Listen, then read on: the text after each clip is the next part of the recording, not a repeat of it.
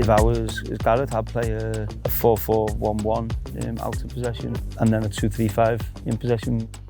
So in goal, I'd stick with Jordan Pickford. I think he's consistently performed well for England, certainly over the last two tournaments. He's done really well, and I think with Ramsdale and Pope behind him, we've got three solid goalkeepers. Right back, I'd go with Trent. And I know there's been a lot of debate over whether Trent or Keane Trippier, Kyle Walker, whoever. I just think with Trent, he gives you something a bit different going forward.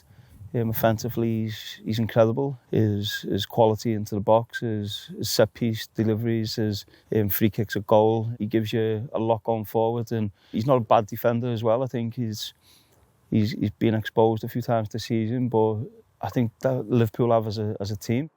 I played John Stones and Harry Maguire. I think they're the best two centre-backs we've got. For Harry and John, they give you an experience of tournaments.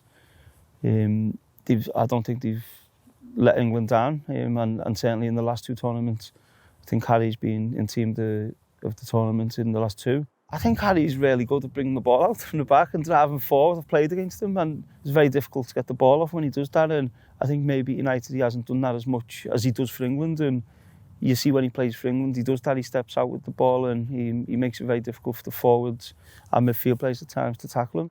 So I play Luke Shaw at left back. I think defensively he's fairly solid, and going forward I think he's actually improving going forward. He's bringing a bit more maturity to his game. Two whole midfielders I wouldn't change from what they've done in the Euros. So I'd go with Declan Rice and Phillips. Both defensively very solid and both capable on the ball as well. So I think that should give us a good base and a good protection for the back four. I'd keep the two of them in the middle of the pitch. I think it's so important nowadays. Opposition and a lot of teams are having the wide men coming inside and into the pocket. So I'd keep the two of them in the middle of the pitch. I'd play Bellingham. I'd play him in a more advanced role and supporting Harry Kane and trying to make the box and trying to have influence on the game. The maturity he's shown obviously over the last couple of years, and at Dortmund, I think now he's been captain a lot of times for them as well, and I think what he gives you is a help to Rice and Phillips, but also he gives you that youth and athleticism, running forward and getting the box and trying to get on the end of crosses and making runs in behind. On the right, I've either Saka or Sterling. Obviously, there's a few players who haven't been playing for the clubs or in great form. He's one player who has been playing well and scoring and creating goals. So I think for any level, and especially in a tournament, to have players who are in good form but also who can create and can score goals is really important. I'd play Foden off the left. I think he's England's best player. Technically, he can create chances, he's scoring goals. He hasn't quite done it for England, what he's been doing for Manchester City, but I think he's got everything you need.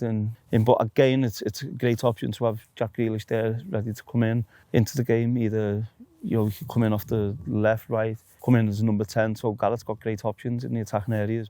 Harry Kane he's the most important player for England. I think as captain, he's the goal scorer. He's going to be the one to make the difference. I feel so. With Harry playing, I think if you look at the rest of the players I put round him, you can get runs in behind off Foden, Bellingham can run in behind, Saka or Sterling can run behind. It allows him to play the way he's been playing at Tottenham, where he can come and drop deep, almost like Totti used to do for Roma. He can come and drop deep, but also be a threat in the penalty area. So I think, he'd be the number 9.